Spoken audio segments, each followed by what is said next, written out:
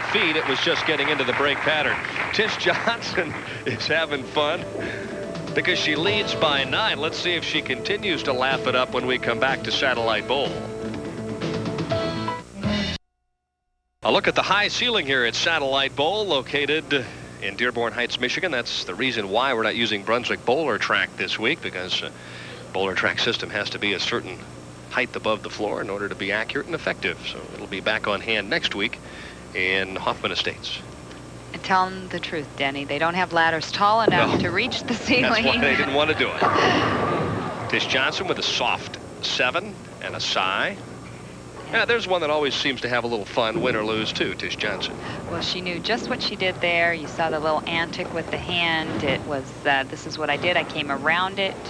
And when you came around it too much, she leaves 7 pin. Solid 1992, 11 cashes in 13 events. Started with a brilliant performance in the early swing back in February. Now this is an 8-pin match, and Carolyn, keep in mind, is working on a double. And she's up on lane 74, which we'll have to see if she can maintain that concentration. Many times when you do hit a lane so solidly, you catch your bad lane, it's tough to get back up on your good lane and strike again. Tish Johnson with 4 strikes in this game, opened with 9 in a row in the opener. And she's back on track on lane 73.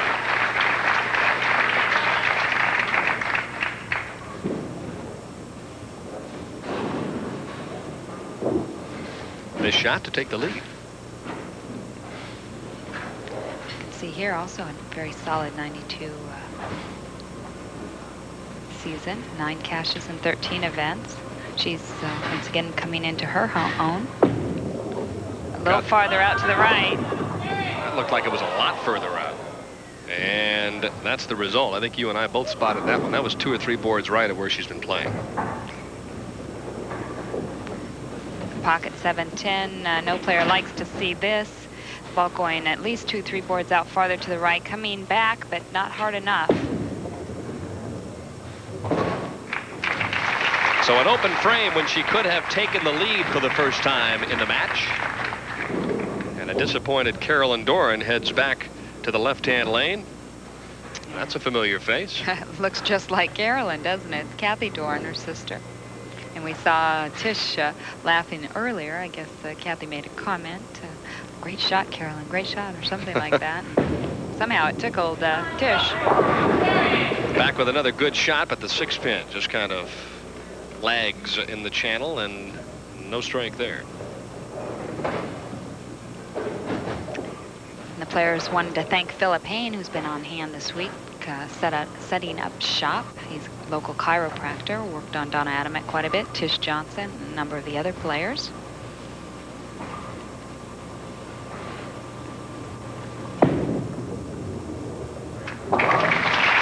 Good shot of the 10-pin, and don't forget, for all the scores, all the highlights, don't miss SportsCenter, which starts tonight at 11:30 Eastern Time, preceded by Baseball Tonight on ESPN. Bulls missed their first 9 shots in the opening quarter against the Cavaliers. And the Angels bus crash on their way to Baltimore. It's an awful thing to happen. I'm surprised they'll be on the field. Yeah. All sorts of problems. You just wonder now, don't you? All those years you flew for American Airlines, never had any problems, did you? No, I was fortunate. Yep. Never had anything. 32-pin lead for Tish Johnson, and she's just about ready to put Carolyn Dorin away.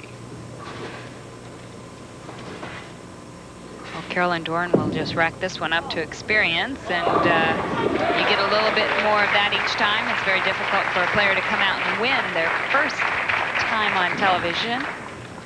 Gentleman did it a couple weeks ago in the Masters, though. First Masters event ever. He goes out and wins it. It can be done. Yes, it can be. But unfortunately for Carolyn Dorin, it won't be tonight.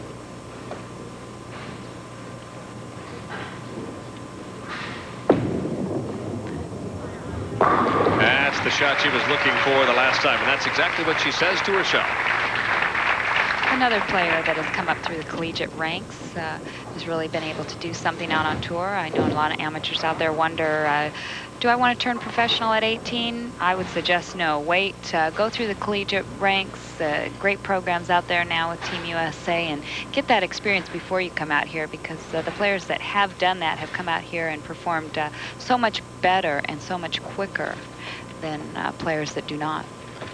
The level of competition at the collegiate level now is just incredible. When you get an opportunity to go out and watch any collegiate tournament in your neighborhood, you should take advantage of it, because the bright young stars, much the same as in the NCAA, where you look at the best college basketball players, college football players, golfers, tennis players, whatever. That's what collegiate bowling has to offer, and you're right, they just keep getting better and better. Well, it's a whole different game, team sports versus the individual sport, but it does teach you so much, and you come out here and you see a few familiar faces, and you're not all alone. And the difference, too, is for those players who go through those 4-year programs, they've had an opportunity to compete all over the country against the best players, and many times they get a chance to compete on the international level, and if you do qualify for Team USA, that's a wonderful experience. It really was not pushed that much when I came through in 1979, and I wish it was, because I think I would have gone that route too. Sure. Carolyn Dorin making a comment after her last shot was, hey, there's always next week. Well, she said she bowled well all week long. She hung in there, shoots 183. Tish Johnson is ready to win match number 2, but that's almost like a rookie going up there and trying to pitch to Babe Ruth. You know what I mean? You're looking at a player that's right now in the top 2 or 3 players in the world, and when you take on a Tish Johnson, you've got your hands full. Well, just for Carolyn's ability to qualify second, and he shows a lot for her. She did maintain that position throughout the week. She did not fall, and she has to look on that as a real positive experience. It's a heck of an accomplishment. Tish needs to put the finishing touches here on game number 2. And we'll come back. Get ready for the title match between the player and the bowler of the year of a year ago, Tish Johnson and Leanne Barrett.